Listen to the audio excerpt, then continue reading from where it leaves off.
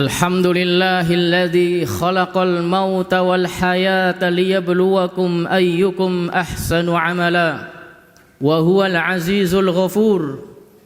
الحمد لله الذي أرسل رسوله بالهدى ودين الحق ليظهره على الدين كله ولو كره المشركون.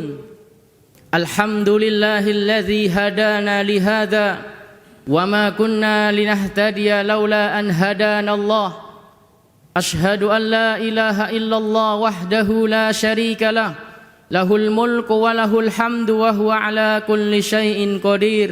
وأشهد أن محمدا عبده ورسوله أدى الأمانة بلغ الرسالة ونصح الأمة وجاهد في الله تعالى حق جهاده حتى أتاه اليقين. اللهم صل وسلم وبارك وأنعم على حبيبك المصطفى محمد بن عبد الله وعلى آله وأصحابه ومن سار على نهجه واستنى بسنته إلى يوم الدين. قال الله تعالى في كتابه الكريم: يا أيها الذين آمنوا اتقوا الله حق تقاته ولا تموتن إلا وأنتم مسلمون. يا أيها الناس اتقوا ربكم الذي خلقكم من نفس واحدة وخلق منها زوجها وبث منهما رجالا كثيرا ونساء واتقوا الله الذي تساءلون به والأرحام إن الله كان عليكم رقيبا. Amma ba'd. Hadirin jamaah salat Jumat yang semoga senantiasa diberkahi dan dirahmati Allah Azza wa Jal. Marilah sama-sama kita senantiasa bersyukur kepada Allah Rabbul Izzah, karena dengan nikmat karunia Allah Azza wa Jalla, nikmat iman dan Islam, nikmat kesehatan, kesempatan dan kekuatan, sehingga dengan izin dan takdirnya lah bersama-sama kita melaksanakan kewajiban salat Jumat berjamaah, memenuhi panggilannya, memenuhi undangannya, yang pastinya harapan yang terbesar masing-masing dari kita yang selalu kita pintakan dan mohonkan kepada Allah Rabbil Izzah, semoga segala dosa-dosa kesalahan kita diampuni oleh Allah, dan semoga segala amal kebaikan kita diterima oleh Allah Azza wa Jalla. Allahumma amin. Ikhwatal iman, jamaah salat Jumat yang kami hormati, manusia adalah salah satu makhluk Allah yang diciptakan olehnya dengan kesempurnaan yang luar biasa. Sebagai makhluk yang sempurna, Allah Subhanahu wa taala menciptakan kita dengan instrumen yang lengkap, yaitu akal dan hawa nafsu. Para ulama telah menjelaskan bahwa akal memiliki tabiat untuk mendorong manusia kepada kebaikan sebagaimana sifatnya malaikat. Sedangkan hawa nafsu, ulama menyebutnya sebagai rafiqus syaitan atau teman dekatnya syaitan. Sebab setiap kali hawa nafsu mendorong manusia untuk melakukan kemaksiatan, saat itu juga setan akan membuka jalan agar kemaksiatan tersebut semakin mudah untuk dilakukan. Pertarungan kedua rival ini akan terus abadi. Maka barang siapa yang akalnya menang dari hawa nafsunya, maka ia akan melakukan kebaikan dan terus berharap kepada Allah ampunan, pahala, keridhaan darinya. Sebaliknya, jika hawa nafsunya lebih kuat daripada akal, maka ia akan terjerumus dalam perbuatan dosa dan menjadi orang-orang yang merugi. Namun demikian, kita juga harus mengakui bahwa manusia memiliki sifat fitrah, yaitu cenderung melakukan kesalahan dan lupa. Oleh karena itu, kita tidak pernah terlepas dari melakukan kesalahan dan dosa. Maka dalam khutbah ini khatib akan memaparkan sekurang-kurangnya ada 4 hal dengan izin Allah Subhanahu wa taala yang akan menghapus dosa-dosa manusia. Ikhwatal iman, jamaah Jumat yang kami hormati. Yang pertama adalah taubat. Penghapus dosa pertama adalah taubat. Ulama menjelaskan bahwa taubat adalah menyesali perbuatan buruk dan dosa yang telah berlalu. Kemaksiatan yang dilakukan manusia perlu untuk disesali karena ia hanya akan membawa kepada kehancuran. Allah Azza wa Jalla telah menjanjikan pengampunan bagi mereka yang bertaubat sebagaimana firman-Nya di dalam surat At-Tahrim ayat 8. Allah berfirman, Ya ayyuhalladzina amanu tubu ilallahi taubatan nasuha asa rabbukum ayyukaffira ankum sayyiatikum wa yudkhilakum jannatin tajri min tahtihal anhar. Artinya, wahai orang-orang yang beriman, bertaubatlah kalian kepada Allah dengan taubat semurni-murninya. Mudah-mudahan Allah Azza wa Jalla menghapus kesalahan-kesalahan kalian dan memasukkan kalian ke dalam surganya yang mengalir di bawahnya sungai-sungai. Dari ayat tersebut bisa kita renungi bahwa Allah Subhanahu wa taala tidak menyebutkan wahai orang-orang kafir atau wahai seluruh manusia. Akan tetapi Allah Azza wa Jalla menggunakan kalimat Ya ayyuhalladzina amanu, hai orang-orang yang beriman. Artinya bahwa seorang yang beriman tidak menutup kemungkinan untuk berbuat khilaf atau bahkan jatuh ke dalam lubang kemaksiatan. Taubat bukan hanya bagi mereka yang keluar dari kekufuran menuju kepada Allah, akan tetapi taubat terbuka bagi semua hambanya yang mengikrarkan diri sebagai manusia, bukan hanya bagi orang kafir, orang musyrik, orang fasik. Taubat adalah milik orang mukmin juga bagi semua yang ingin melepaskan lumuran lumpur kemaksiatan dalam dirinya. Allah Azza wa Jalla masih senantiasa menerima taubatnya sebelum nyawa sampai di kerongkongan. Allah Subhanahu wa taala masih senantiasa menerima taubatnya sebelum nyawa sampai di kerongkongan. Nabi sallallahu alaihi wasallam bersabda, "Innallaha yaqbalu taubatal 'abdi ma lam yughargir." Artinya, sesungguhnya Allah menerima taubat seorang hamba selama nyawanya belum sampai ke kerongkongan. Hadis riwayat Tirmizi. Ikhwatal iman, jamaah Jumat yang kami hormati. Poin kedua adalah istighfar. Amalan kedua yang dapat menghapus dosa adalah istighfar. Di dalam ilmu bahasa Arab, istighfar bermakna talabul maghfirah, yang artinya meminta pengampunan. Di kehidupan dunia ini hanya ada 2 pengharapan yang sangat ingin kita dapatkan, yaitu ampunan Allah Azza wa Jalla dan ridhonya. Ampunannya menjadi sebab kita terbebas dari api neraka, dan ridhonya menjadi sebab kita masuk ke dalam surganya. Jika bukan 2 hal ini, lantas apalagi yang kita harapkan darinya? Seorang nabi, manusia terbaik pilihan Allah, yaitu Muhammad sallallahu alaihi wasallam, pada setiap harinya tidak pernah luput dari beristighfar. Sampai 100 kali Nabi sallallahu alaihi wasallam. Seorang nabi yang maksum, yang sudah dijamin bahwa dosa-dosanya telah diampuni oleh Allah Subhanahu wa taala, dari yang telah lalu dan yang akan datang. Beliau tidak pernah sekalipun lupa bahwa beliau juga manusia yang hanya mengharapkan ampunan dan keridhaan Allah Azza wa Jalla. Istighfar, meminta ampun kepada Allah dari segala dosa dan kesalahan.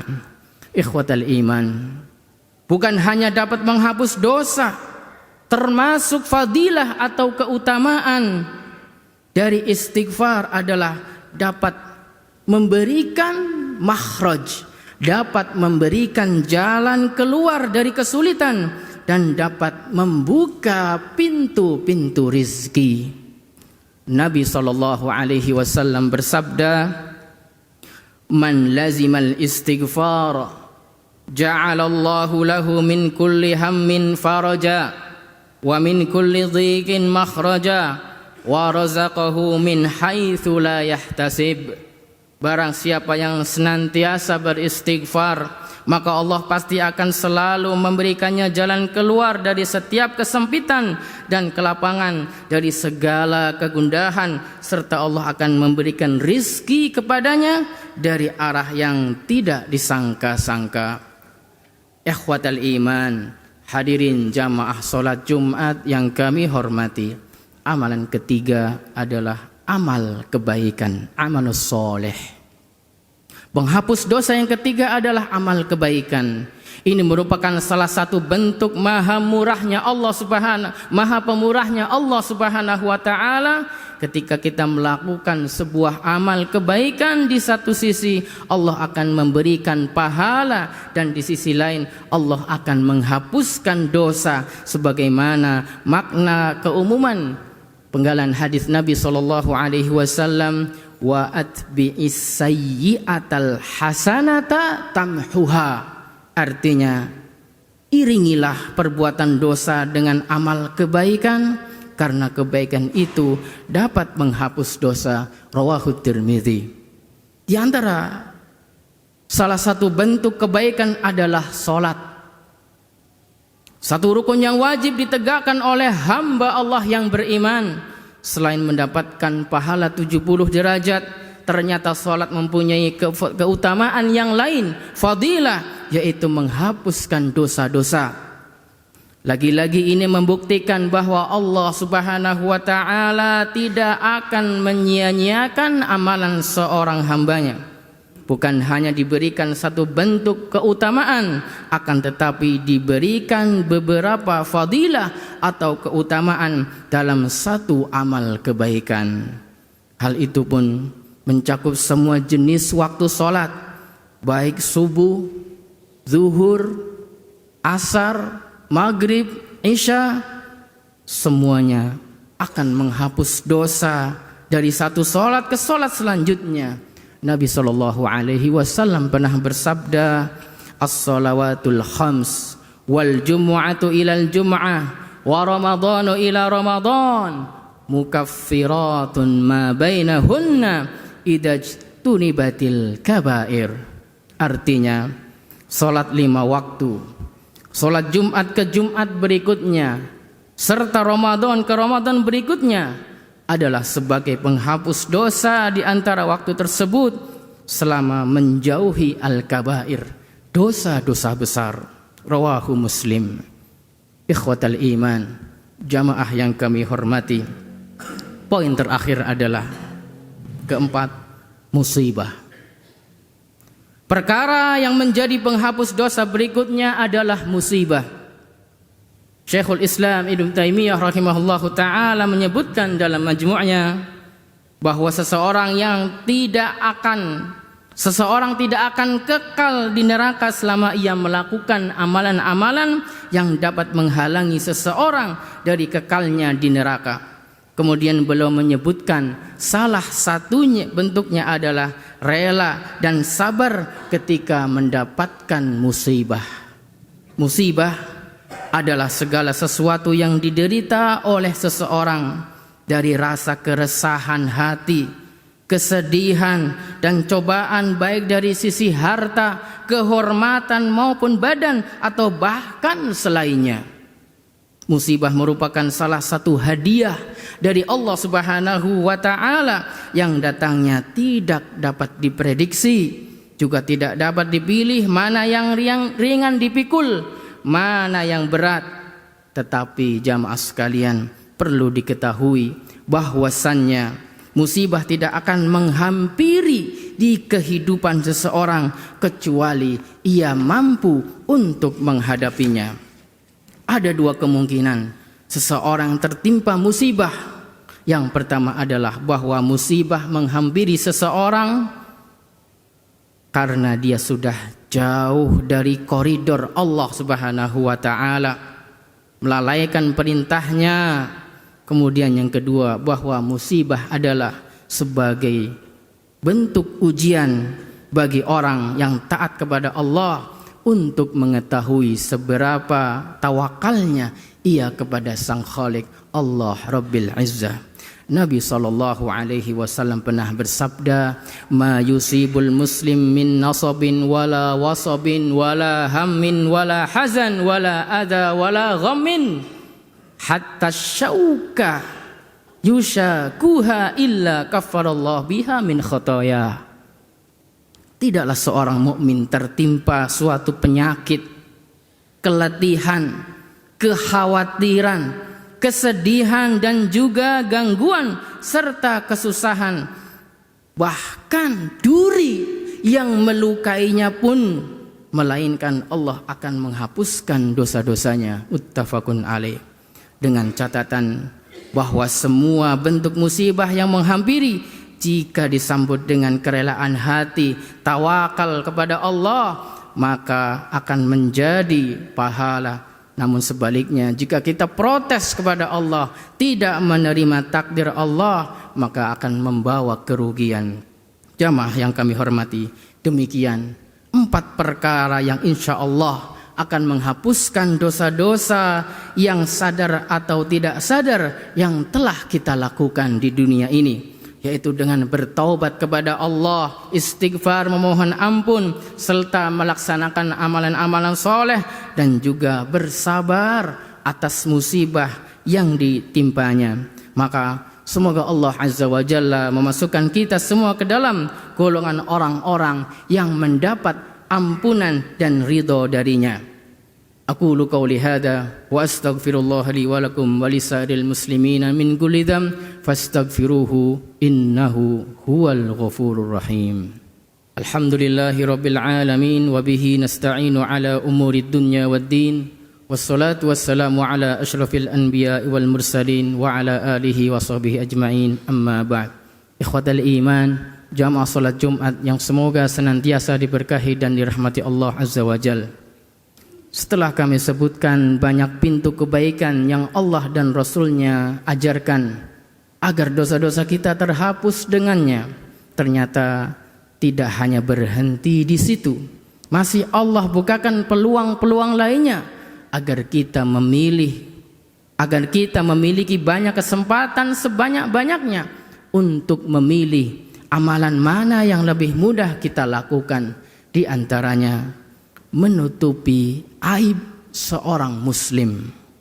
Nabi SAW bersabda, tidaklah seorang hamba menutupi aib lain di dunia kecuali Allah akan menutup aibnya pada hari kiamat. Rawahu Muslim.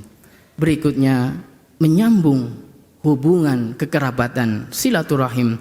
Nabi SAW bersabda, man ahabba an yubsata alaihi fi rizki wa an yunsa'alahu fi athari falyasil rahimah. Barang siapa yang ingin dilapangkan rizkinya dan dipanjangkan umurnya, maka sambunglah tali silaturahim. Rawahul Bukhari. Dan yang terakhir adalah berkata jujur. Nabi SAW bersabda, alaikum bisidiki fa inna sidqa yahdi ilal bir wa innal birra yahdi ilal jannah. Hendaklah kalian semua bertutur kata jujur, sebab kejujuran itu menghantarkan kebaikan, dan kebaikan akan menghantarkan ke surganya Allah Subhanahu wa ta'ala. Ikhwatal iman, jamaah yang kami hormati, demikianlah di antara amal kebaikan yang Allah bukakan agar kita mudah memperoleh ampunannya, dan Dialah Maha Pengampun, pemberi kemudahan segalanya. Allah menghendaki kebaikan untuk kita, dan mudah-mudahan Allah mengampuni segala dosa-dosa dan kesalahan-kesalahan kita dan memasukkan kita ke dalam surganya. Akhirnya di penghujung khutbah ini, marilah kita sama-sama berdoa memohon ampun kepada Allah atas segala dosa dan kesalahan kita.